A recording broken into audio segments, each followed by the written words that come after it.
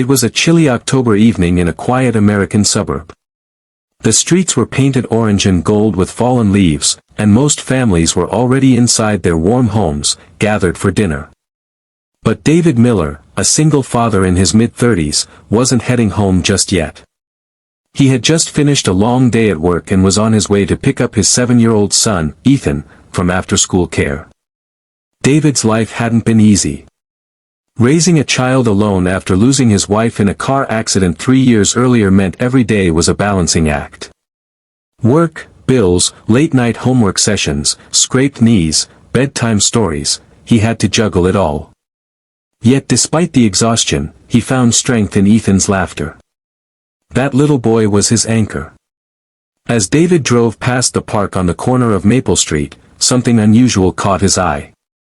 Beneath the dim glow of a street lamp, a small figure sat huddled on the bench. At first, he thought it was just a teenager scrolling through a phone. But as he slowed down, he noticed something that made his heart clench.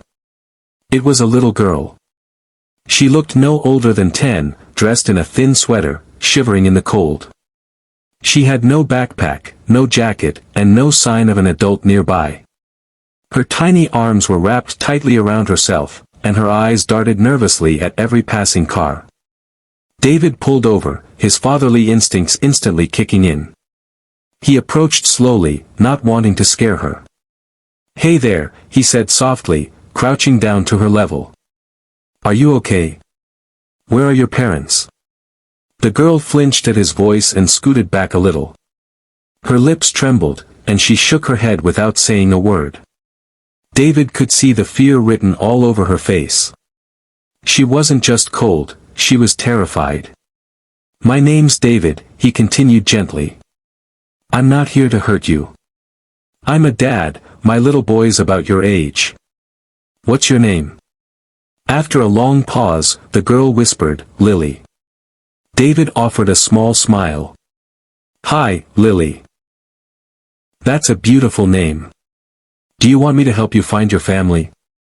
But Lily's eyes filled with tears. She looked down and murmured, "I don't have anywhere to go." Those 6 words pierced straight into David's chest. David knew he couldn't just leave her there. But he also knew he had to be careful. Times were complicated, people were cautious about strangers. Still, one look at Lily's trembling body was enough. He took out his phone and called the local non-emergency police line, explaining the situation. They told him an officer would come by, but it might take some time. "All right," David said softly to Lily. "How about this, you can sit in my car where it's warm, and we'll wait together until some nice officers come to help. I'll even get you something to eat. How does that sound?" Lily hesitated, but the kindness in his voice seemed to melt a bit of her fear. Slowly, she nodded. David wrapped his jacket around her tiny shoulders and walked her carefully to his car. She climbed in cautiously, still glancing at him with wary eyes. He offered her a granola bar from the glove compartment, and she devoured it like she hadn't eaten all day. "My son's name is Ethan," David said gently, trying to make conversation. "He's really into dinosaurs right now." "You like dinosaurs?" For the first time, Lily let out the faintest giggle. "I like the long-neck ones." "Brachiosaurus," David grinned. "Ethan's favorite too." When David picked up Ethan a little while later, his son's eyes widened at the sight of Lily in the back seat. "Dad, who's that?" David glanced at Lily, who seemed nervous again. "This is Lily. She's going to hang out with us for a bit until we figure things out." Ethan, with the innocence only children have, simply smiled and handed her the small toy dinosaur he'd been clutching. "You can borrow this," he said. Lily's eyes softened. She held the toy gently, like it was the first gift anyone had given her in a long time. Back at home, David made some mac and cheese, the ultimate comfort food. Lily ate quietly, but each bite seemed to loosen her guard. When Ethan invited her to watch cartoons, she sat beside him on the couch, clutching the toy dinosaur tightly. After putting Ethan to bed, David sat at the kitchen table with Lily. He knew he needed to ask some questions, even though it might hurt. "Lily, can you tell me what happened? Why were you alone at the park?" Her eyes welled up again, and her voice trembled. "My mom, she left. She said she'd be back, but she never came." David's stomach dropped. "She's been gone for days," Lily continued. "I stayed at the apartment waiting, but when the food ran out, I got scared. I didn't know what to do, so I went outside." David fought back the lump in his throat. No child should ever have to feel that abandoned. Later that night, after Lily had fallen asleep on the couch with Ethan's blanket draped over her, David stood quietly, watching the two children. His heart ached. He thought of his late wife, of how much Ethan missed her, of how fragile children's worlds could be when love was suddenly ripped away.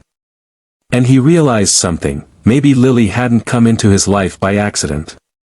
Maybe fate had led him to that park. The next morning, a social worker came by after being contacted by the police. They explained Lily would be placed into foster care until they located her mother.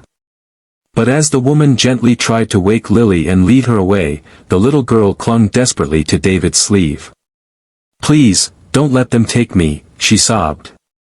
"I feel safe here." The social worker gave David an understanding look. "Mr. Miller, you can apply to be her temporary guardian, given the circumstances. But it's a long process." David didn't hesitate.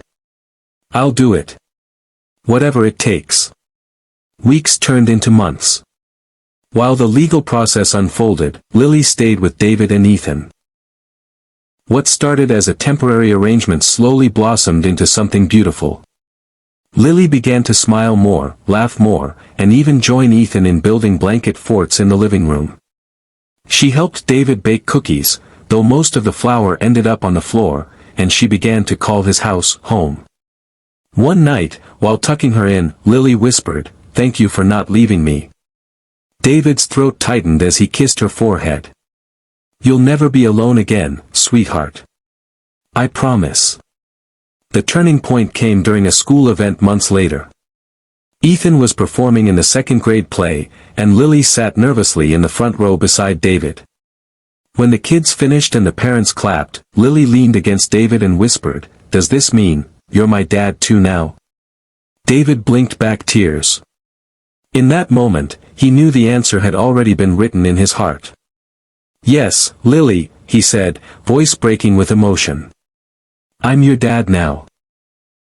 By the following year, the adoption was finalized. Lily officially became part of the Miller family. Their home, once filled with the quiet grief of loss, now rang with laughter, toy dinosaurs scattered across the floor, and the warm chaos of family life. David often thought back to that night at the park. He realized that the greatest blessings often come disguised as unexpected challenges. He had gone from being a man just trying to survive each day to a father of two, one by birth, one by choice, but both equally his children. And so, what began with a scared little girl sitting alone under a street lamp ended with a new family being formed. David's act of compassion didn't just save Lily, it transformed all of their lives. Ethan gained a sister, Lily found a forever home, and David discovered that love has an infinite capacity to grow. Because sometimes, family isn't just the people we're born into, it's the people who open their hearts when we need it most. And that night, on a quiet street corner, David proved that even the smallest act of kindness has the power to change everything.